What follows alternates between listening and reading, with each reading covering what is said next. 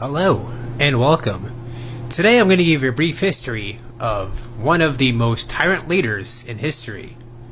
This is a brief history of the Mad Emperor of Rome, Caligula.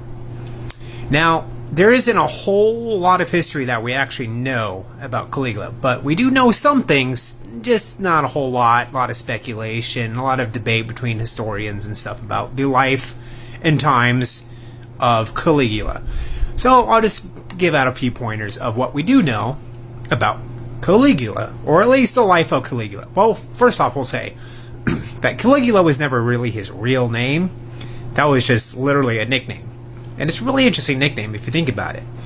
So, Caligula as a child, his father was a war hero. Like, everybody loved his father. He was a war hero in Rome, and everyone loved him. And as his father was a war hero, usually his family would travel with his father while his father was going to war, which is, kind of a weird thing. You really don't do that nowadays. Like, you don't just go off to war with your family when your dad's at war, but that's what they did. So his name actually derives from, they would dress him up like a little Roman soldier-like costume.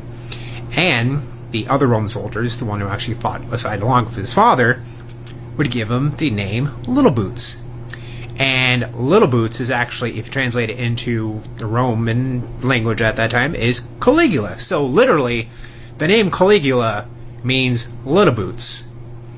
And, before, Caligula actually did become Emperor of Rome, which at a time, he might have been one of the greatest Roman leaders of all time.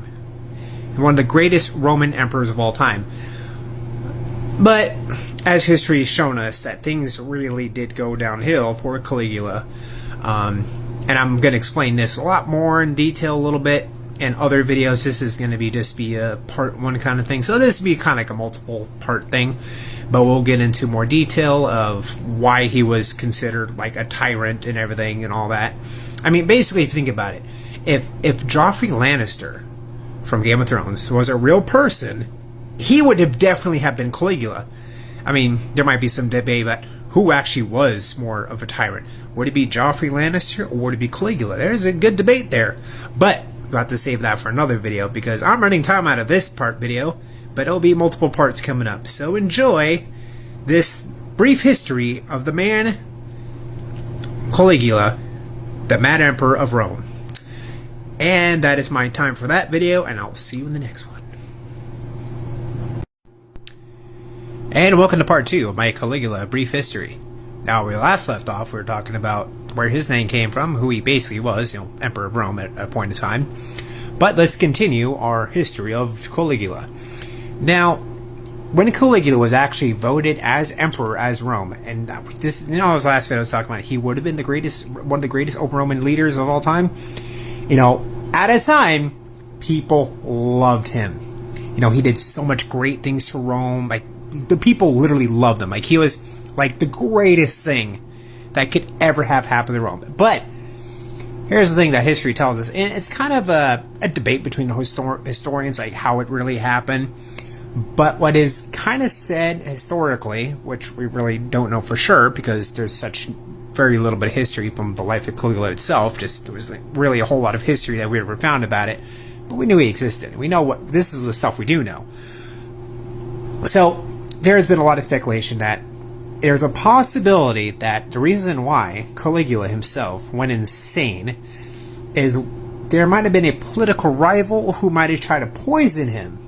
But then again, that's never been fully historically proven. It's kind of debated upon, other historians. But that's kind of speculation that we've always had of why he literally went insane. So, a political rival tries to poison and basically kill Caligula, but he comes back and fucked up his head and his brain is all fucked and scrambled up, and that's where things started going downhill. And he started doing some really crazy shit. One thing I was saying now, a comparison between Joffrey Lannister and Caligula, is because one thing with Caligula, he absolutely loved, he fucking loved torturing people. It was literally his favorite thing, was if he just didn't like someone, or they were like a criminal, whatever the hell the situation was. He loved to torture them. I don't know if it was like a sexual thing or just it got him off sexually or whatever, but no, he loved torturing people. And also, there's some historical speculation that he could have possibly have been doing it with his sister. I mean, Lannister much? I think so. Yeah, history has shown that Caligula was pretty much into incest. You know, I mean, there was a time in history when that was kind of like the norm, but we're going to be running out low on time in this video too, so we'll do another part to continue our fun little brief history of Caligula.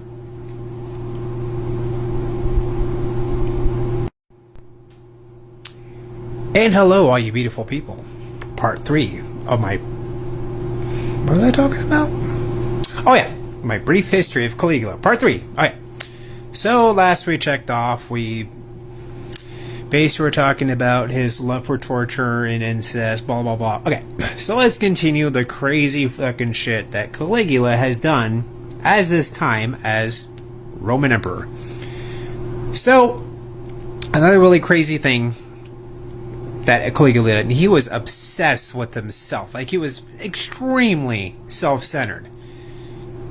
He was so self-centered to a point where he took all the statues of the Roman gods around Rome at the time he was emperor, literally lopped off all the heads of those statues and replaced it with a statue of his own head. He wanted the people of Rome to really think, and he was actually really convinced that he was actually a Roman god. Like, he was this all-powerful god of Rome, even though he's just a regular fucking human being. That was completely fucking crazy. And here's another really crazy thing about Caligula, was the legend of Caligula's horse. Now, I'm not talking about the band Caligula's Horse, and they're a great fucking band. I fucking love that band, Caligula's Horse. Check them out sometime. But we're not talking about that band, Caligula's Horse. We're talking about Caligula's actual horse, Mustache, which is, of course, his name. Like, Mustache was literally Caligula's favorite horse. In fact, he loved that horse so much that he actually was able to appoint his own horse as the Roman, how do you call it? The Roman council. So, his horse was literally the leader of the Roman council. Which, you know, if you think about it, it's kind of a way that Caligula totally trolled everyone in Rome. We're like, they want to get anything done in Rome. What is a horse going to say? Nay. That's what horses say. They can't agree to anything. They just going to say nay. And then, after, maybe Caligula got bored of his horse being Roman council, he literally went a step further by appointing his horse, Mustache, as a Roman priest. Roman high priest, Roman priest, one of the other two. But, yeah, like, he had so much high respect for his own horse that he's going to make it Roman emperor? Really, dude? Like, what kind of crazy fucking shit is that? Caligula crazy fucking shit. That's what that is. And we will probably wrap up this video pretty soon, and we'll do one small last video to kind of give a brief synopsis of everything I'm talking about, blah blah blah. I hope you enjoy, and I will continue this with part 4.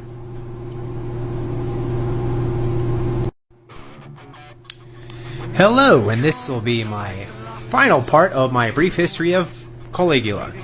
So, what we talked about so far is the origin of his name, how he basically kind of became Roman Emperor, the crazy shit he's done, after he went crazy from supposedly being poisoned. But also, there's a couple more things to talk about. So it got to a point where, like, people got so fucking sick of Caligula's shit. They assassinated him. And there's actually been quite a few other Roman emperors who were literally assassinated through, the Roman history. It's kind of fun.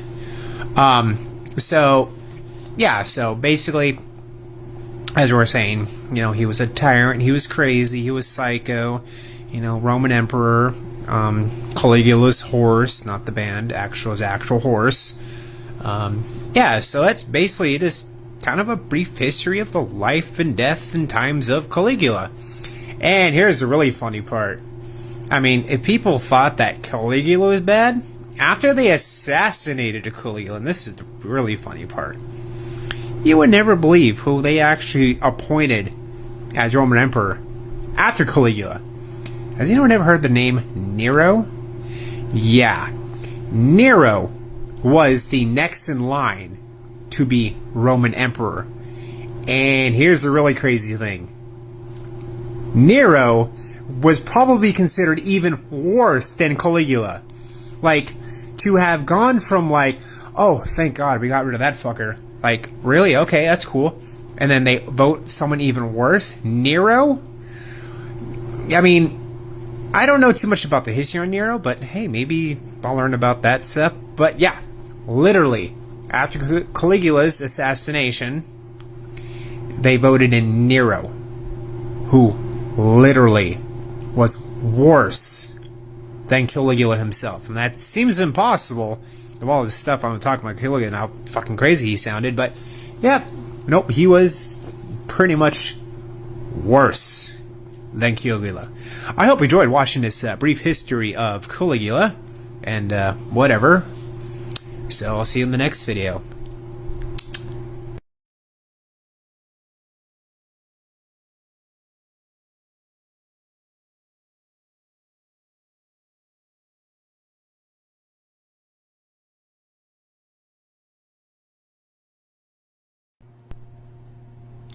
Now let me tell you all another fun historical story. And this is a story of Jack Churchill, also known as Mad Jack.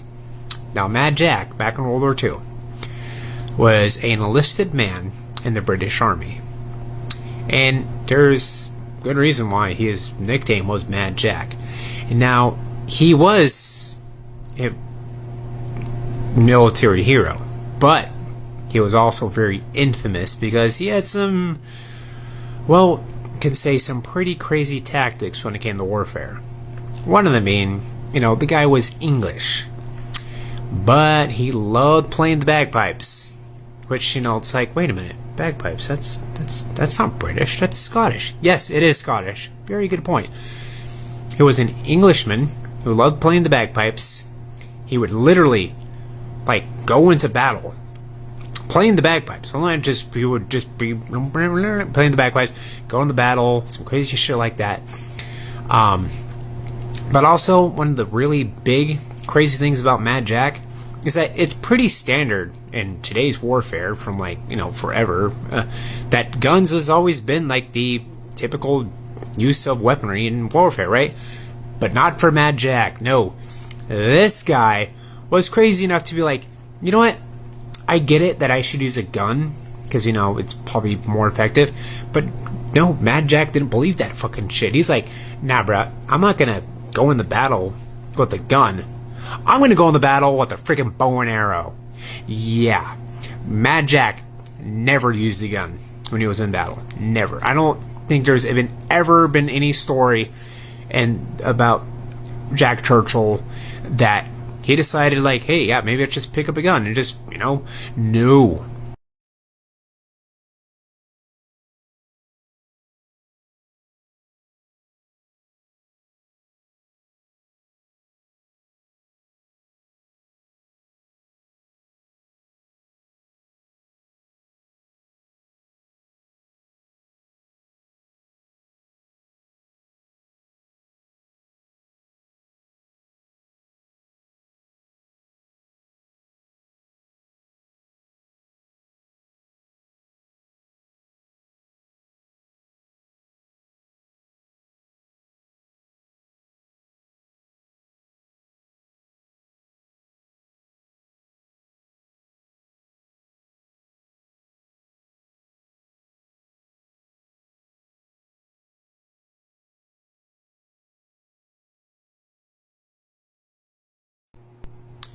Hello, and welcome to part 2 of my Mad Jack story. So, last we left off, we know that Mad Jack was a military man in the British Army during World War II. He loved fighting with bows and arrows and played the bagpipes before going to battle. But let's continue the crazy story of Jack Campbell, also known as Mad Jack. Now, not only did this guy just walk in the battle with just a bow and arrow, not only that, there are times when he would just go full-on fucking Braveheart and charge in the battle with a broadsword. Yes. He was a broadsword man. He would go right in the enemy lines, whoo, just running right in there with a freaking broadsword, like freaking Braveheart or some shit. Like, he just was pretty crazy. Why he called him Mad Jack. You kind of get in the pattern here, right? Good. So, there have been a lot of times during the Mad Jack's battles in World War II where he would have been captured. He's been captured several times while in battle. But somehow, Mad Jack has always found a way to escape. Even the war situations where they felt like you could not escape, Mad Jack has always tried to find a way. He was a very clever guy. And I think one of the most clever things about the Mad Jack story is they were, I'm trying to remember, I couldn't remember exactly where they were, but Mad Jack had a small number of men, and they were completely outnumbered. They were going to try to invade a little tiny village that was just full of Nazi soldiers and everything. They knew they're outnumbered, but Mad Jack had this brilliant plan, and it was quite brilliant, if you ask me. So what they decided to do in this crazy plan is, since they were so outnumbered, is he scattered his men out around this village, right? He's kind of scattered them around the village, where, like, you know, so the enemies would be completely unexpected of this little surprise attack. He told his men, on my call, I want you to all to make this one call where it sounds like their little small amount of men they had was a lot. Completely threw the enemies off guard, and they managed to somehow, with their small little bit of men they had, overtake that village full of Nazis. Well, one of the weirdest and most craziest, but somehow successful military tactic that he used. And, you know, it's historically, you know, whatever. Geez, I'm running out of video time in this one too. Jeez, my goodness, he should give me more time. But, you know, I'll see you in the next one, so bye. And now here's the conclusion of my story of Mad Jack Churchill. Sorry, my bad. So, as I was saying, Mad Jack, bagpipes, and the swords, and the bows and arrows. So, pretty much, after everything, the United States dropped the atomic bombs on Hiroshima and Nagasaki, Japan, pretty much ending the war. Mad Jack wasn't too happy about that. He quoted to say something like, the Americans didn't drop the atomic bomb. We'd have kept this war going for another 10 years. But even though the war ended, Mad Jack, who just loved warfare so much, he eventually did find another war to fight it. And he kept on fighting. The exact same way he did in World War II. You like recording videos when I'm taking a shit?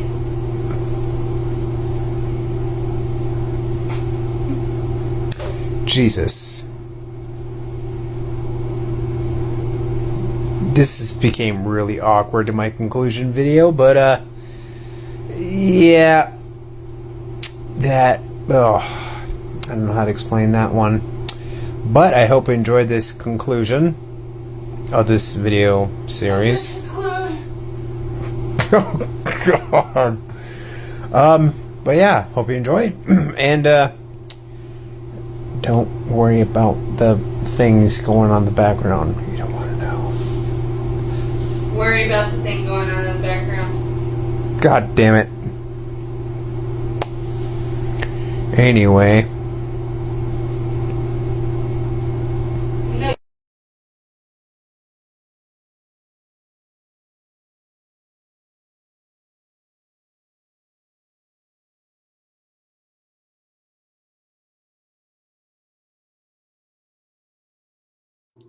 My we go on.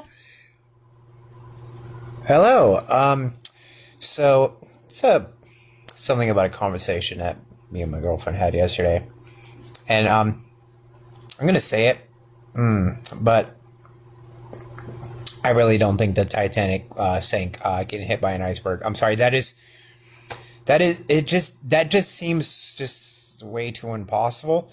I mean, because okay, the size of the Titanic was, and if it just hit an iceberg, wouldn't the iceberg just would just kind of just like, all right, I'll get out of the way.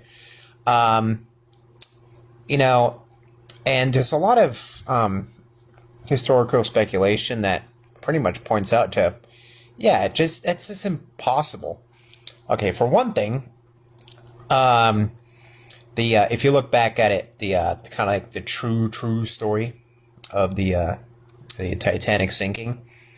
One thing, I think it was an iceberg. I think it was intentionally like blown up, but then in the media they said iceberg to kind of cover up some stuff that the owner of the company, that the Titanic company, whatever. So so speculation is that he was going to take a trip on the Titanic himself, the one that sank, and he last minute is like, oh, sorry, I can't go. But all his competitors were on the Titanic. So for one thing, he killed all his competitors, and two, after the like, I think before the Titanic, like he took insurance out on it. So the Titanic was intentionally sunk. It never hit an iceberg. It was burnt down and blown up, and yeah, and then it sank. But also here's another thing. So if the Titanic never sank, we would have never made a movie out of it. And if we never made a movie out of it, no one will ever know the name Celine Dion. I'm sorry, but she really only first became famous because my heart will go on. So take it as you will. Just saying. I really don't believe the Titanic sank the way that people said it sank. So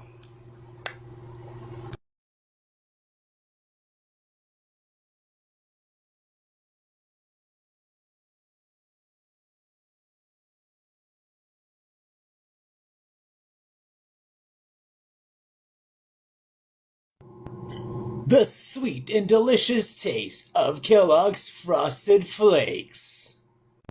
ooh, Frosted Flakes. Ah, this gives me an idea. Let's go. Let's go on a little venture. Let's go on a little venture. Okay. Hello and welcome to the weird and creepy history of Kellogg's. The story of Kellogg's that some may not have known. No, Kellogg's began in, yeah, whatever year, I can't remember the exact year. But Kellogg started off in Battle Creek, Michigan by two brothers, the Kellogg brothers, Will and John. Now here's the story of Kellogg's. Now the older brother, John, was basically a superintendent at a sanatorium in Battle Creek, Michigan. His thing was he wanted to give his patients bland, gross tasting, just tasteless food. And he actually was the guy who really started the whole normalizing circumcision in America, because his thought was, no joke, that if you circumcise men when they're young, they will not masturbate. No, he was totally wrong about that. So he decided to invite his younger brother Will to come help him at the sanitarium. So he told his brother, okay, you need to be like a cook or something, do a bunch of stuff that you probably don't want to do. So it turned out that Will one day was supposed to make food for the patients in the sanitarium and just make something bland and boring. This is where the discovery of cornflakes comes in. So Will just left a thing of dough somewhere in a molded. He's like, ah, crap, what am I going to do about this? So he just put it through a sifter, like a grinder or some sort. Somehow, this moldy dough turned into the cornflakes that we know today. Will Kellogg accidentally discovered or invented cornflakes through moldy dough. And as the story goes, is that, Will really wanted a piece of this. So he decided to make an alternative of cornflakes by putting sugar on them, thus making Frosted Flakes. Ain't that fun? So then in the end, the brothers kind of hated each other and the whole ownership and all that. But Will is actually coined to be the real founder of Kellogg's cereal. There's your history for the day.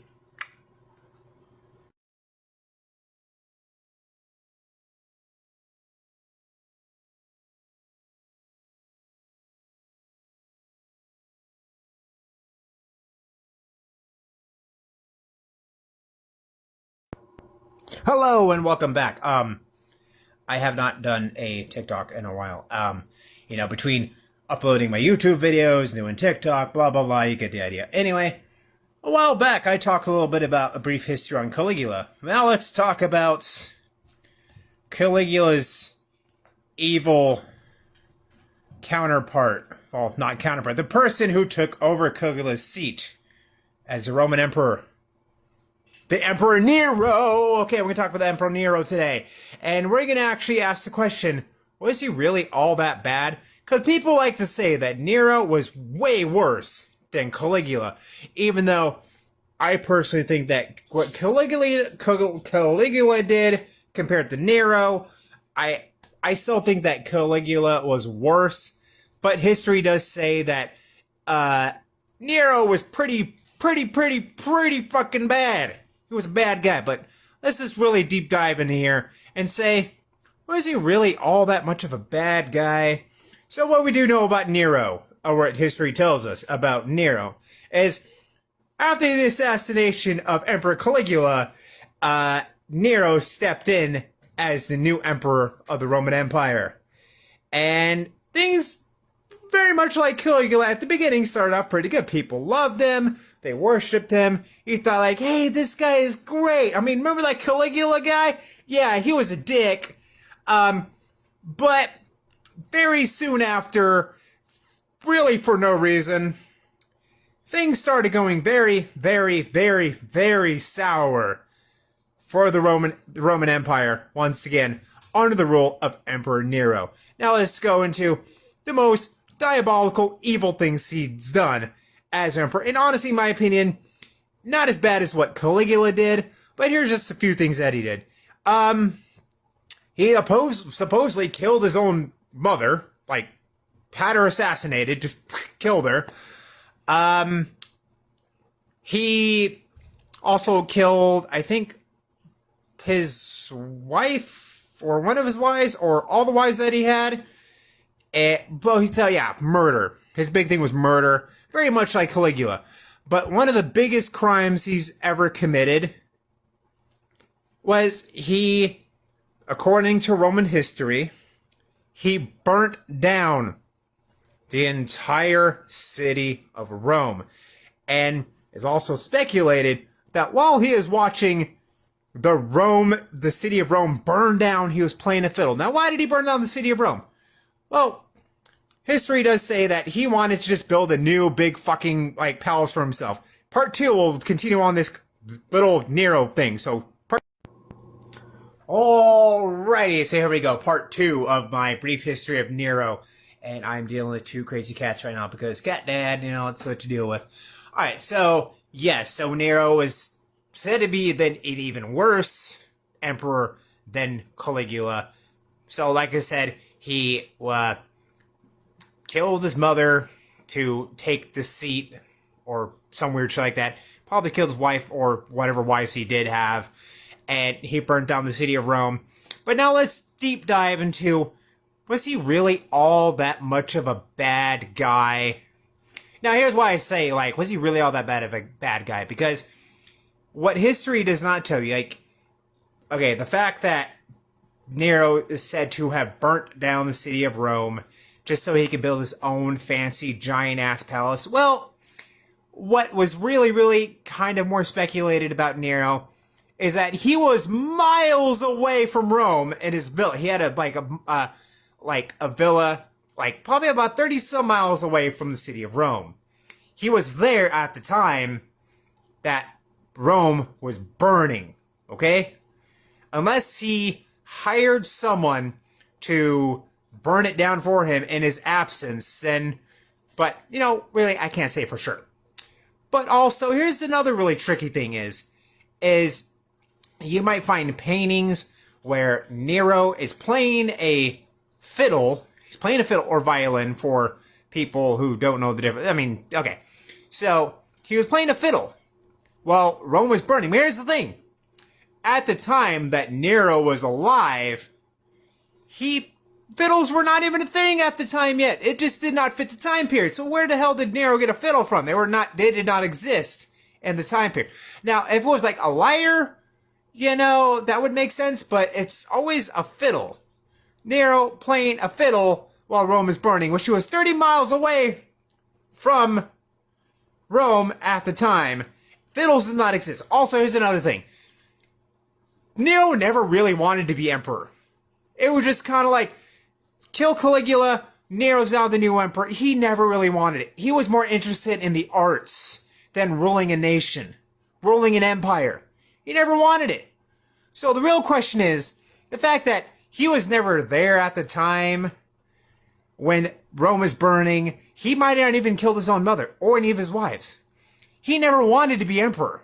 It was kind of forced on him. So, begs the question, was Nero all that evil? I mean, if he really did this stuff, then yes, he was pure fucking evil. Other than that, he never wanted it. He just wanted to sing! That's all he...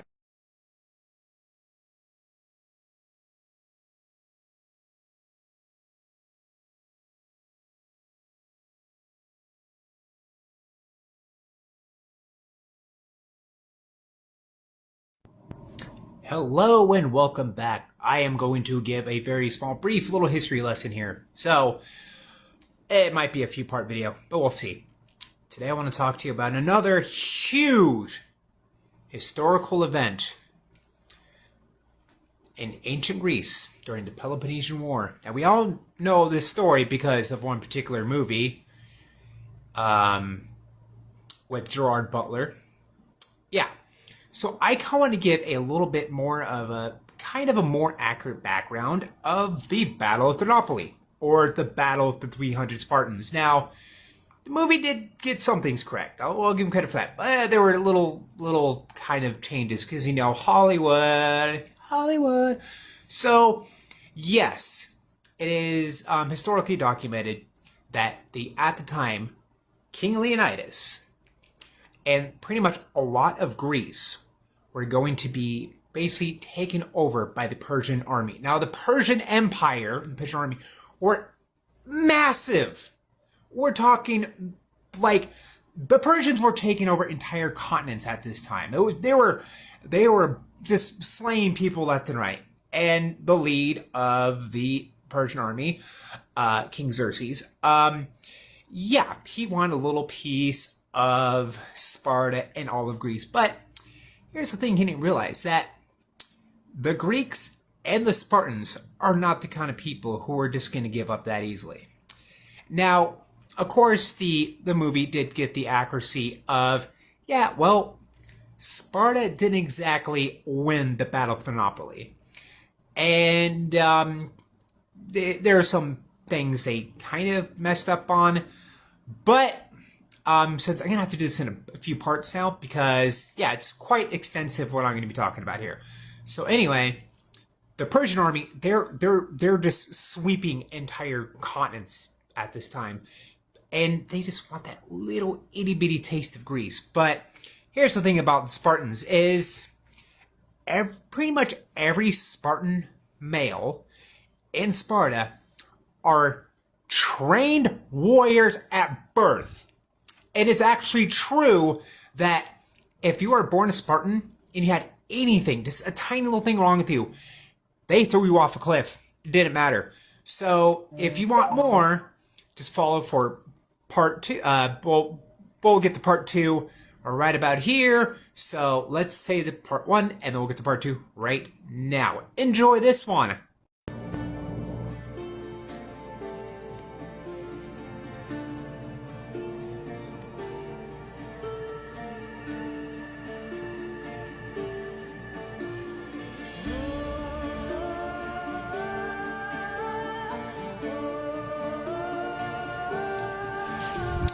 Alright, hello and welcome back to part 2 of my a little bit more of a better explanation of the Battle of Thermopylae. Okay, so in part 1, towards the end, I talked about how it's actually very true that when you were born in Sparta, you had any kind of issue, it could be any kind of physical ailment, they will throw your infant body over a cliff. So life in Sparta was extremely rough. Either if you were a male and you were in perfect condition, you were born from birth to be a warrior. So the Spartans, in reality, were some of the toughest warriors in history. Because they were literally, from the day you were born, that's all you knew, was war, battles, and just fighting and being the toughest motherfucker on the planet. Okay, so now let's get back to a little bit about the background of the Battle of Thermopylae. Now, so the Persian army, of course, they're coming like just to Sparta, to Greece, to fuck shit up. They're just like, no, we want this and we're going to take it by force. Now, the Persian army were about 10,000 strong. Now, as part of Greek and Spartan tradition, you could not go to war. You would have to get the approval of the Spartan oracle. And, of course, this was kind of displayed in the movie a little bit. So, the job of the Spartan oracle was they'll allow you, they were like kind of like a governing body, kind of. They were the ones who would allow the Spartan nation to go to war. So, yeah. King Leonidas was like, nah, fuck that. I'm just gonna do what I want. So he gathered 300. That's it. 300 of the strongest Spartan warriors. And not only that, it wasn't just 300 Spartans. There was a plethora of all kinds of different Greek men who joined in the battle. You had Athenians, you had Spartans. It's all over Greece, like probably in the thousands somewhere. But at Sparta, it was 300. Now, I'm running out of a little time with this one, so I'll wrap it up here. So now you have about 1,000-some strong Greek army with a small army of 300 Spartans led by King Leonidas. And this is where they go to what they called the Hot Gates. Now, here we go for part 3. Okay, my apologies. I have not been continuing this little series, so I got a little distracted with other posts and other things. So anyway, here is part 3 of my the kind of a little bit more of a historically accurate background of the Battle of Thermopylae. Okay, so as I said in my last video, in part 2, is the Hot Gates. So the Hot Gates were pretty much literally, it was an accurate name because it was kind of like a very narrow corridor kind of entryway that had essentially like lava, hot springs, something like that. So with King Leonidas and his 300 and a bunch of other Greek dudes, Athenians and whatnot, is they just have enough space in there to be able to kind of barricade it in such a way. So the really interesting part about the Battle of Thermopylae was there was a lot of people in Greek at the time who just subdued and just be like, yeah, we'll just do what this King Xerxes tells us to do, and he's our overlord now. But yeah, the Spartans were like, fuck that. No, they wanted to be sure that Greece, all of Greece, all Greek men, women, children, that's going to be theirs, and no bitch is going to come in with an army of over 10,000 to fuck our lives up. So that's why the Battle of Thermopylae happened, essentially. They were not going to subdue to Persia. So the really interesting thing is, the Persian army was massive, but their soldiers didn't have great equipment. I mean, their spears were not super big, and they didn't have the biggest shields. I mean, compared to the Spartan shields, which were just massive, heavy pieces of bronze, and their spears were just crazy long. So they're using the Hot Gates as a way to be able to make a good stance, shields out and stance, and then they were literally slaying Persians left and right. And Persians, they really didn't have great weaponry, so yeah, they were getting this. The Persians were getting slaughtered left and right, and looks like I might have to do a part 4 here. So sit back and stay tuned for part 4 of the Battle of Thermopylae.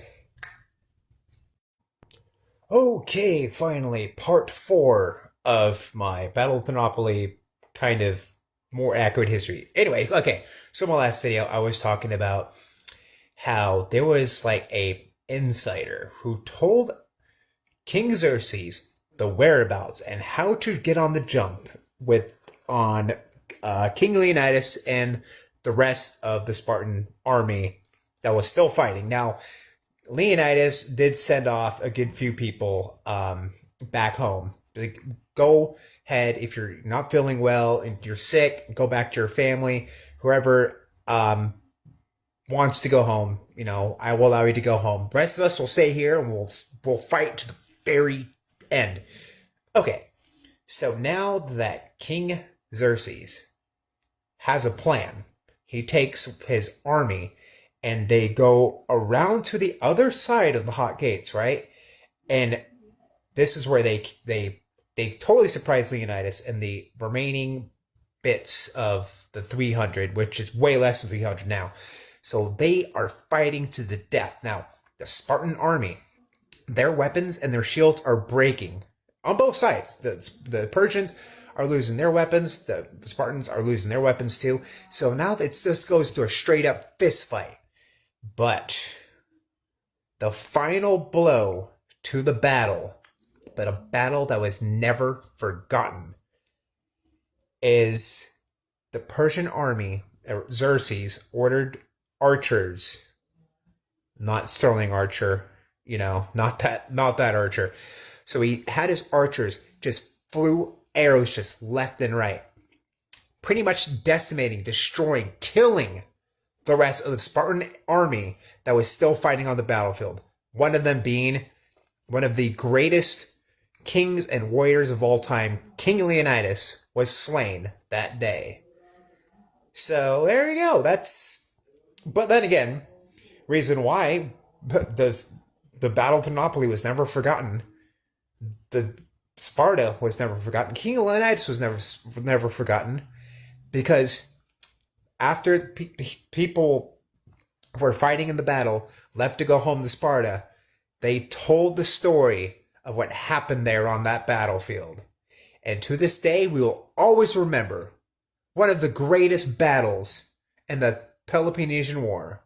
Well, there you have it. That should about wrap it up there with the brief history, more accurate history of the Battle of Thermopylae. Hope you enjoy. Bye-bye.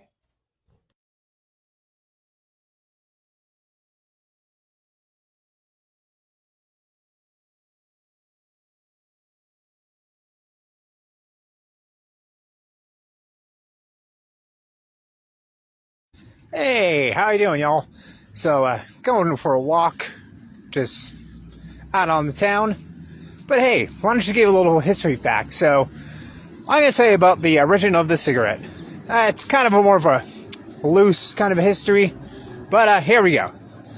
So, it's back in like, what, 1800s, France, early 1900s, when really the only people that can really afford tobacco were the rich, noblemen, yada yada, royalty, really.